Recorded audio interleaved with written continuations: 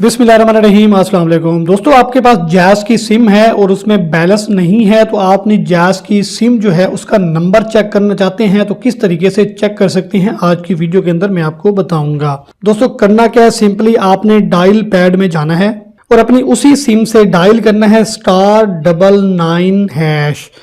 जैसे दोस्तों आप इसको डायल करेंगे, मैं इसको करता हूं डायल, तो स्क्रीन पर आपको आपके जैज़ का नंबर शो हो जाएगा। इसमें दोस्तों आपकी किसी किस्म की कोई फीस भी नहीं लगेगी, फ्री में आप ना जैज़ का नंबर जो है अपनी सिम का चेक कर सकते हैं। तो मजीद इस तरह की मालूमाती वीडियो देखने के लिए टेक्निकल ख्वाजा यूट्यूब चैनल के साथ जुड़े रहिए। मिलते हैं नेक्स्ट वीडियो में। आप लोगों की तवज्जो का बहुत बहुत शुक्रिया।